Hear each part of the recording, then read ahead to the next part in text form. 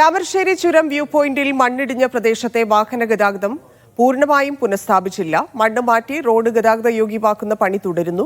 കുടുങ്ങിക്കിടക്കുന്ന വാഹനങ്ങൾ കടത്തിവിട്ടതിന് ശേഷം ചുരത്തിൽ ഗതാഗത നിരോധനം തുടരുമെന്ന് ജില്ലാ കലക്ടർ അറിയിച്ചു. ഫൈസൽ നെടുമ്പാല ചേരുന്നു. ഫൈസൽ, ഗതാഗതം പുനഃസ്ഥാപിക്കാൻ സാധിച്ചിട്ടില്ല. ഈ മണ്ണ് നീക്കുന്ന പ്രവൃത്തി എങ്ങനെ നടക്കുന്നു? കുടുങ്ങിയ വാഹനങ്ങളെ എങ്ങനെ കടത്തിവിട്ടു? ഒരു ഭാഗത്ത് മണ്ണ് നീക്കം ചെയ്തത് പൂർത്തിയായിട്ടുണ്ട്.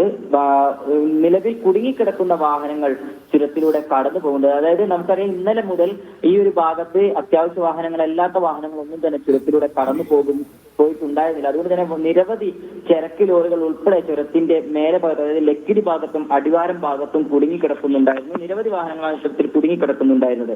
ഈ വാഹനങ്ങളാണ് ഇപ്പോൾ കടത്തിവിടുന്നത്. അത് മാത്രമല്ല, ഇന്ന് ഉച്ചയോട് കൂടി ഗതാഗതം പുനഃസ്ഥാപിക്കുമെന്നാണ് ആദ്യം പറഞ്ഞിരുന്നത്. അതുകൊണ്ട് തന്നെ ഈ വാർത്ത അറിഞ്ഞ നിരവധി പേർ ഉച്ചയോട് കൂടി ചുരം ഗതാഗതം പൂർണ്ണമായും തുറന്നു നൽകുമെന്ന് പ്രതീക്ഷയോടെ വന്ന നിരവധി വാഹനങ്ങളും ചുരത്തിൽ കുടുങ്ങിക്കിടന്നിരുന്നു. ഈ വാഹനങ്ങളുമാണ് ഇപ്പോൾ കടത്തിവിടുന്നത്. ആദ്യം വയനാട്ടിൽ നിന്ന് കോഴിക്കോട്ടേക്ക് പോകുന്ന ഭാഗത്തെ വാഹനങ്ങളാണ് കടത്തിവിടുന്നത്. അതിനുശേഷമാണ് അടിവാരത്ത് നിന്നുള്ള വാഹനങ്ങൾ കടത്തിവിടുന്നത്. ഇപ്പോൾ ഈ കുടുങ്ങിക്കിടന്ന വാഹനങ്ങൾ കടത്തിവിട്ട ശേഷം പഴയതുപോലെ തന്നെ പൂർണ്ണമായും ഗതാഗതം നിരോധിക്കും. തുടർന്ന് ഇപ്പോൾ ഈ മണ്ണ് ഇടിഞ്ഞ ഭാഗത്ത് നമുക്കറിയാം, നമ്മൾ നേരത്തെയൊക്കെ സൂചിപ്പിച്ചതുപോലെ തന്നെ 80 മീറ്ററോളം ഉയരത്തിൽ നിന്നാണ് മണ്ണ് താഴേക്ക് പതിച്ചത്. നിരവധി ആയിട്ടുള്ള അവശിഷ്ടങ്ങൾ ഇപ്പോഴും ഈ ഒരു ഭാഗത്ത് നിലനിൽക്കുന്നുണ്ട് എന്നുള്ളതാണ് ഇതിന്റെ ഒരു പ്രധാനപ്പെട്ട പ്രശ്നം. അപ്പൊ രാവിലെ മണ്ണ് ജിയോളജിക്കൽ വകുപ്പിന്റെ ഒക്കെ പരിശോധന നടത്തിയ ശേഷം പൂർണ്ണമായും സുരക്ഷിതമാണ് എന്ന് ഉറപ്പുവരുത്തിയതിനു ശേഷമായിരിക്കും ബാക്കി പൂർണ്ണമായും ഈ ഗതാഗതം പുനഃസ്ഥാപിക്കാനുള്ള